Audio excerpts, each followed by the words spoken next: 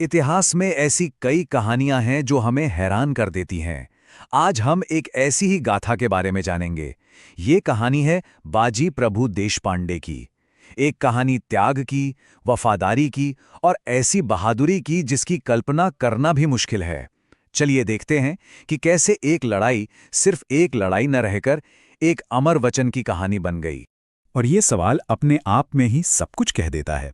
सोचिए, कैसे कैसे महज 300 सैनिक एक पूरी की पूरी सेना को रोक सकते हैं? ये सवाल ही हमें सीधा उस ऐतिहासिक दिन पर ले जाता है जब कुछ गिने चुने योद्धा हजारों की फौज के सामने एक दीवार बनकर खड़े हो गए थे।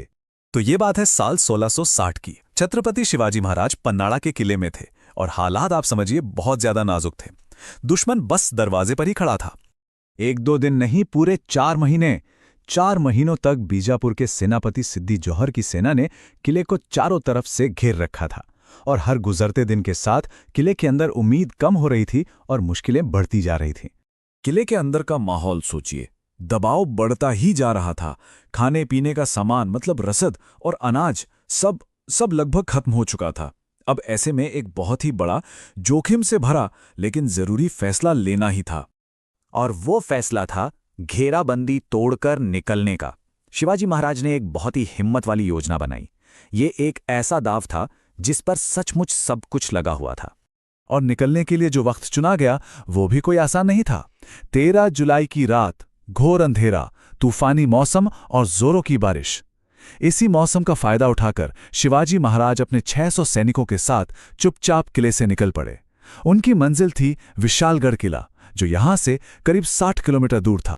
लेकिन इतनी सावधानी बरतने के बाद भी दुश्मन को भनक लग ही गई। सिद्दी मसूद की एक बहुत बड़ी सेना घोड़ों पर सवार होकर तेजी से पीछा करने लगी और देखते ही देखते दोनों के बीच का फासला कम होता गया। अब जैसे ही दुश्मन घोड़खिंड नाम के एक तंग रास्ते, एक दर्रे के पास पहुंचा, तो ये बात बिल्कुल साफ हो गई थी। साफ हो गया था कि हर कोई विशालगढ़ तक सुरक्षित नहीं पहुंच पाएगा। वक्त बहुत तेजी से हाथ से निकल रहा था। और बस यहीं कहानी का वो मोड़ आता है जो इसे अमर बना देता है। 50 साल के वीर सेनापति बाजी प्रभु देशपांडे आगे आते हैं और वो ऐतिहासिक वचन देते हैं। उन्होंने कहा, महाराज, आप आधे सैनिक लेके विशालगढ़ जाइए। मैं बाकी 300 के साथ इस दर्रे को तब तक रोक कर रखूंगा जब तक हम आपकी तोप की आवाज नहीं सुन लेते। उन्होंने अपने राजा की सुरक्षा को अपनी जान से भी ऊपर रखा। तो अब मैदान सज चुका था। एक तरफ मुट्ठी भरी योद्धा और दूसरी तरफ एक विशाल सेना। ये सिर्फ एक लड़ाई नहीं थी, ये एक वचन को निभाने का प्रण था। हालात कितने नामुमकिन थे, इसका अंदाजा आप इन आंकड़ों से लगाइए। कहां 300 मराठा सैनिक और कहां 10,000 से भी ज्यादा सैनिकों की बीजापुरी फौज। ये नंबर ही अपने आप में पूरी कहानी कह देते हैं। और फिर हर हर महादेव के जयघोष के साथ वो घमासान युद्ध शुरू हुआ। उस तंग दर्रे की बनावट ही मराठाओं की सबसे बड़ी ताकत बन गई। उसने दुश्मन की भारी भरकम संख्या को जैसे बेअसर कर दिया। वो दर्रा घंटों तक तलवारों के टकराने और युद्ध की ललकारों से गूंजता रहा। मराठा सैनिक जानते थे, पीछे हटने का तो सवाल ही नहीं उठता। हर एक सैनिक एक चट्टान की तरह डटा हुआ था। और इस लड़ाई को लीड कर रहे थे खुद बाजी प्रभु। वो दंडपट्टा नाम का एक बहुत ही खास मराठा हथियार चला रहे थे। और एक नहीं, दोनों हाथों में एक एक दंडपट्टा। उनकी बहादुरी और लड़ने की जबरदस्त कला ने दुश्मन के एक के बाद एक अनगिनत हमलों को नाकाम कर दिया। घंटे बीतते गए, बाजी प्रभु बुरी तरह से जख्मी हो चुके थे। शरीर लहूलुहान था, लेकिन वो अपनी जगह से 1 इंच नहीं हिले। उनकी आंखें और कान बस एक ही आवाज का, सिर्फ एक आवाज का इंतजार कर रहे थे। और फिर लगभग 18 घंटों के सफर और इस भीषण लड़ाई के बाद आखिरकार घाटी में वो आवाज गूंजी। विशालगढ़ के किले से तोप दागी गई थी। ये इस बात का इशारा था कि महाराज शिवाजी महाराज सुरक्षित पहुंच चुके हैं।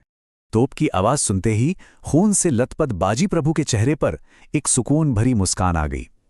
उन्होंने अपने आखिरी शब्द कहे, स्वामी कार्य पूर्ण झाले, मतलब स्वामी का काम पूरा हुआ। और ये कहकर उन्होंने अपने प्राण त्याग दिए।